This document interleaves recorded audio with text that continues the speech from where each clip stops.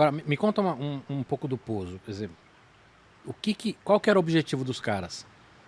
O objetivo dos caras era fazer o primeiro pouso num cometa, né? A grande dificuldade de se pousar num cometa, porque nunca tinha sido feito, é pela velocidade relativa do cometa em relação à Terra. Então, para a gente conseguir igualar a velocidade, foram 10 anos de voo. Quando você vai para um asteroide, por exemplo, entre Marte e Júpiter, a velocidade é muito mais próxima com a velocidade orbital da Terra. E aí, imagine você ter um equipamento que começou a ser pensado em 88, começou a ser construído em 94, foi lançado em 2004 e chegou no cometa em 2014. Então a tecnologia que foi pensada para essa sonda foi uma tecnologia da 94, da década de 90. Imagino que muita coisa não dá para você atualizar, né? Porque se você atualiza, você tem que começar uma parte do projeto do zero. O espaço já é super conservador em questão tecnológica, né? Então a gente normalmente usa isso dentro do padrão espacial. Hoje em dia a gente está vivendo uma outra história que eu vou falar um pouquinho depois, mas dentro do padrão histórico sempre se usou tecnologia muito conhecida. Você não arrisca coisas novas pelo risco do preço, né? Tudo no espaço é muito caro, você não vai colocar lá uma FPGA, algo super tecnológico que pode falhar. O cara prefere usar um microcontrolador que era utilizado lá na década de 80, que já voou 300 milhões de vezes para o espaço. Mas que também tinha uma proteção maior para raios cósmicos, tem também umas coisas assim, né? Tipo, eu lembro que teve alguma missão que os caras usaram, acho que PowerPC, que é um processador bem antigo, Sim. mas que não era só uma questão de confiança, era uma questão de que ele tinha uma blindagem um pouco melhor, ainda que eles tenham lá toda a parte de redundância, né? Porque é mais barato hoje você ter redundância do que você ter blindagem e tudo. Mas eu lembro que ele também acho que tinha uma blindagem melhor do que os processadores atuais, enfim. Mas essa blindagem muitas vezes se descobre com missões, né? Então você tem herança de voo, que a gente chama, de você testar várias vezes. E aí você tem, por exemplo, microcontroladores ou PowerPCs que voaram, percebeu que era muito seguro, né? Tinha uma robustez muito grande. E aí você consegue medir isso, né?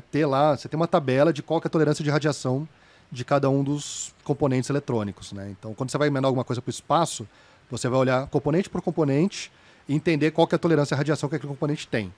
E aí você tem duas escolas. Você tem a escola que realmente está preocupada em fazer uma blindagem para proteger, que é a escola americana, e a escola de redundância é a escola mais europeia. Então, como eles não têm acesso a esses elementos tolerantes à radiação igual os Estados Unidos têm, até por conta do ITAR, são defesas que os Estados Unidos têm, né, de exportação desse tipo de tecnologia, eles começaram a implementar técnicas estatísticas que usam. A gente tem uma votação de maioria, então você tem vários componentes que estão dando resultados distintos, e aí quando você tem um que não dá o mesmo resultado que os outros, você rebuta ele, você tira ele fora da jogada, entendeu? Então, por um processo estatístico, você tem essa redundância que te salva contra a radiação.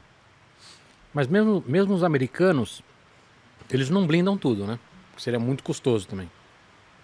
Não blinda tudo, mas componentes que você tem pontos únicos de falha são blindados. Tá.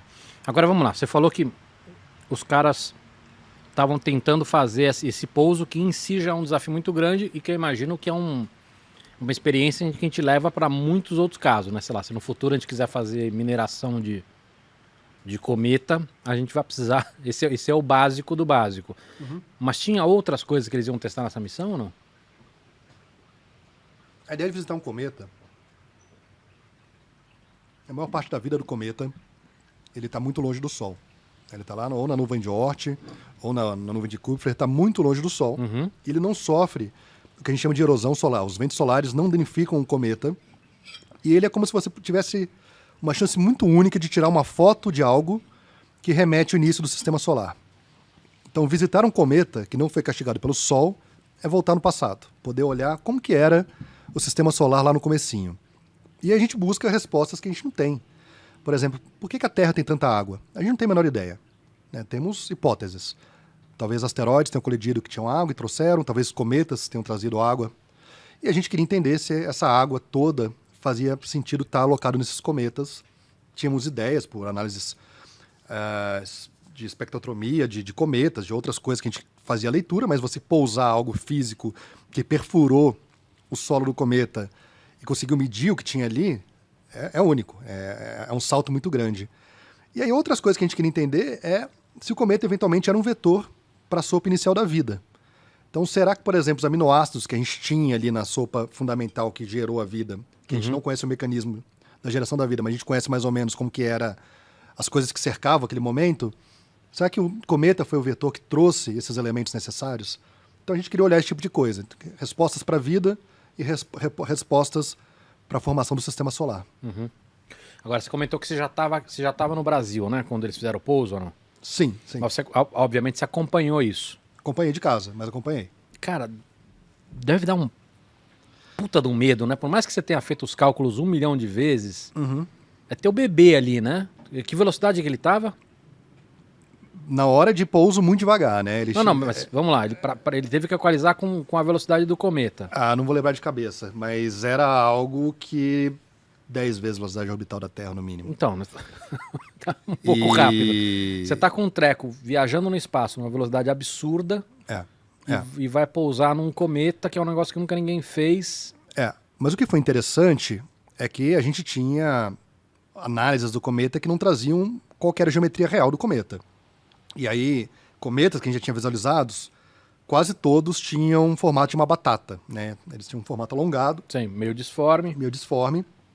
E aí os cálculos que a gente fazia eram cálculos com matrizes adaptáveis, então eu podia selecionar geometrias diferentes, mas normalmente eu fazia cálculos com o formato de uma batata. Quando chegou lá no Churyumov-Gerasimenko, que foi o cometa que a gente visitou, ele tinha um formato de um pato de borracha. Eram 2 corpos, então tinha um corpo e tinha uma cabecinha. Parecia realmente um pato de borracha desses de banheira, né? Esses amarelinhos. E aí aquilo já por si só já foi um desafio inicial, né? Pô, a gravidade que esse cometa gera é mais disforme do que a gente imaginava. E aí teve que adequar os cálculos para aquela geometria para fazer o pouso. E quando vocês descobriram isso? Quão perto vocês já estavam? Se não me falha a memória, foi em agosto e o pouso foi em dezembro. Foi realmente quando a gente fez a análise visual que estava se aproximando do cometa. E aí percebeu que tinha esse formato disforme.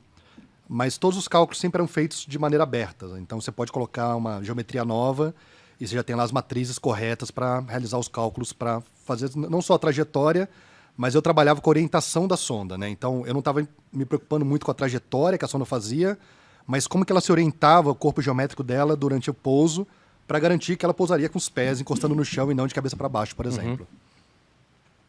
Legal.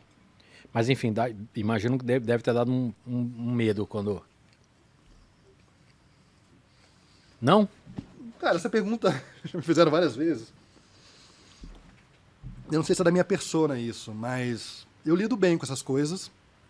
E eu acho que foi mais um oba-oba, porque eu até então era uma entidade desconhecida no Brasil.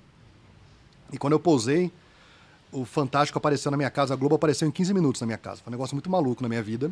E dali em diante, foram 6 meses de muita exposição na mídia que eu tive, porque eu era o único brasileiro que tinha trabalhado na sonda que pousou no cometa. E aquilo, obviamente, virou qualquer assunto espacial. Era o Lucas que era chamado para falar na mídia. Hoje eu ainda falo bastante. Mas aquilo fez uma mudança radical na minha vida em questão de exposição pública. Então eu diria que isso foi mais impactante do que o pouso em si, porque foram horas e horas. Eu já tinha passado por outras situações. Teve vários voos dentro da mesma missão.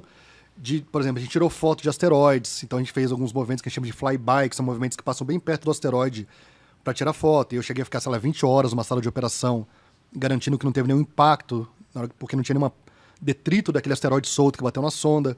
Então eu já tinha vivenciado isso antes.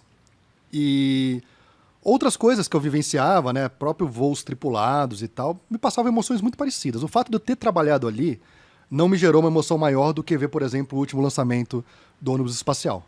Eu acho que eu fico mais apreensivo de saber que tem pessoas dentro de um veículo, que eu posso estar ao vivo ali vendo aquilo acontecer alguma coisa errada. Sim, chama empatia, né? Do que um pouso de uma lata num cometa, né? Agora, e esse projeto deu 100% certo ou não? O que deu errado nesse projeto? Porque imagino que alguma coisa deu errado, né? Deu várias coisas que deram erradas, mas a gente considerou o projeto sucesso. A gente tinha algumas pirotecnias na sonda, então quando ela encostava os pés na superfície do cometa, ela disparava 2 arpões e disparava um retrofoguete. Ambas manobras para ajudar a fixar. E as 2 pirotecnias falharam. Nem os arpões dispararam, nem o retrofoguete. A perna flexionou na superfície do cometa e impulsionou a sonda para mais um voo de 7 horas. Porque como a gravidade do cometa é muito reduzida, tudo é muito lento. Por mais que ele tenha andado muito pouco em relação do ponto inicial que ele chocou, aquela manobra durou mais 7 horas daquele voo ali dele até bater de novo no chão. E aí ele andou mais uns 20 minutos e aí parou perto de um rochedo, perto de um boulder. E aí isso foi muito problemático. Ele parou do jeito quase correto, com as pernas bem alocadas, um pouquinho inclinado, mas com muita sombra, porque estava perto de um rochedo. Sei. E aí ele tinha bateria para 72 horas, onde ele fez todos os experimentos que tinha que fazer. Mas a ideia era entender a evolução do cometa a partir do momento que ele se aproximava do Sol. Então tinha que ficar repetindo aqueles mesmos experimentos por 6 meses. E isso a gente não conseguiu fazer. Então fizemos todos os experimentos, mas não repetimos todos os experimentos para entender a evolução do cometa ao redor do ponto do periélio, que é o ponto mais próximo do Sol. E qual que é o destino disso? Essa sonda ficou lá, ela volta para o espaço e vira detrito? O que que... Não, eram 2 sondas, né? Então você tinha a sonda principal que chamava Rosetta, que era o orbitador, e na barriga da Rosetta você tinha o Philae, que foi a sonda que pousou. Então primeiro a gente pousou de modo relativamente controlado o Philae no cometa, e aí quando terminou a missão em 2016, eles impactaram a sonda inteira, o orbitador inteiro, na superfície do cometa. Então hoje os 2 corpos estão na superfície do cometa. E a gente não consegue, sei lá, esse cometa passa de novo aqui ou não? Passa daqui algumas décadas. E aí a gente consegue tirar a informação de novo ou não? Não. Hoje não mais. E objetos de estudos, né, de interesse de cometas são outros cometas. Como a gente visitou aquele cometa específico, entendeu as características daquela família de cometa, agora a ideia é visitar outro tipo de família de cometa para ter mais informação. O que você chama família de cometa? São tamanhos distintos, quantidade que o cometa tem de água. Né? A água que a gente detectou nesse cometa não é a mesma água que a gente tem na Terra, uma água um pouquinho mais pesada, um outro isótopo. Então, tudo isso a gente vai procurar um cometa diferente, característica diferente, para não revisitar a mesma história que já conhecemos. Entendi. Mas teve tão sucesso a sonda que ela alavancou outras missões de cometas. Né? Então, hoje a gente está falando de outras missões para cometas porque a Rosetta deu certo. Legal. Isso é outra coisa, né? Não só o conhecimento que você gera, você usa para tudo daqui para frente, mas também o sucesso, todos os resultados, todos os louros, isso também acaba incentivando, fazendo outras pessoas se interessarem, né? É uma bola de neve positiva isso, né? Inclusive, a câmera que foi desenvolvida para a Rosetta foi um vetor importante para o desenvolvimento de câmeras de celulares. Lembre que essa câmera foi feita lá no começo da década de 90. Essa câmera que foi embarcada, ela deixou um legado para essas câmeras que a gente tem em celulares hoje em dia. Você sabe dizer por quê exatamente ou não? Pela miniaturização, né? Não existiam câmeras tão pequenas desenvolvidas em sondas, né, desse porte. E esse processo de criar uma miniaturização de uma câmera tornou possível depois avançar e ter essas que a gente tem no bolso hoje em dia, obviamente muito melhores do que essa que foi colocada na Rosetta, né? Sim, mas é o caminho, né? Foi o caminho. Uhum. Legal.